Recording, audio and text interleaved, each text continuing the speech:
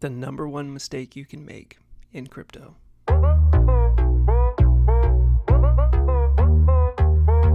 Is to be emotionally invested. That's right. That's what we're going to talk about in this video. You thought I was going to wait too long to tell you, but that is what this video is going to be on. It's going to be on the psychology behind trading, especially being in crypto and all that, and investing and what it can do to you. So let's get into it. So this is a story of a Bitcoin investor whose friend swayed him to put money into Bitcoin, buy Bitcoin, and was saying it was going to go to $500,000 per coin in 2025, this year. And this guy watched his investment crumble, basically, and got out. So I want to talk about the power of peer pressure in investment decisions. So the investor's journey began with what many would consider a red flag investment advice from a friend rather than thorough personal research. His confidant didn't just suggest buying Bitcoin, he made an emotional appeal, claiming that the investor would be doing his kids a disservice if he didn't purchase coins for each of them. This friend projected Bitcoin would reach astronomical heights, 500,000 by 2025 and 1 million by 2030. So right there, just the emotional appeal. Again, please do not make this mistake. Do not do this to other people, and do not let people do this to you. Let's move on. So the brutal reality of crypto volatility.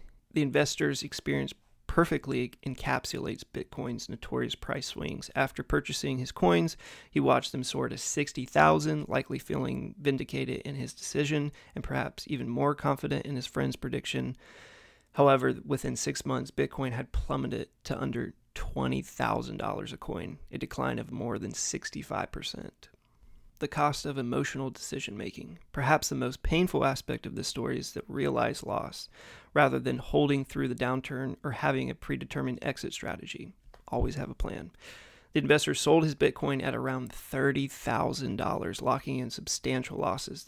This decision likely stemmed from panic, financial pressure, or simply the emotional toll of watching his investment lose half its value. Professional traders understand the volatility works both ways, but retail investors often struggle with the psychological pressure of unrealized losses.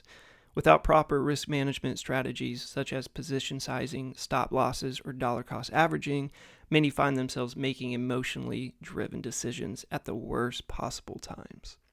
Lessons for today's crypto investors. That's you, and that's me. This cautionary tale offers several critical insights for anyone considering cryptocurrency investments. First, be extremely wary of investment advice from friends or family members, no matter how confident they appear. Even well-intentioned loved ones rarely have the expertise to make accurate price predictions in such a volatile market. Second, understand that cryptocurrency investments should represent only a small portion of a diversified portfolio, typically no more than 5 to 10% according to most financial advisors. The investor's story doesn't specify his position sizing, but the emotional impact suggests it may have been too large relative to his overall wealth.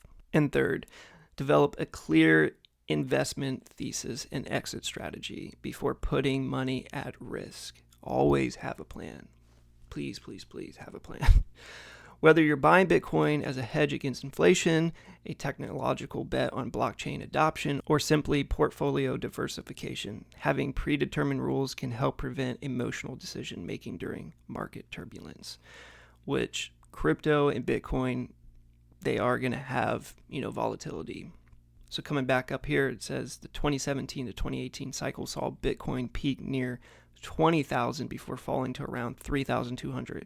The 2021 to 2022 cycle witnessed a climb to nearly 69,000, followed by a drop to approximately 15,500.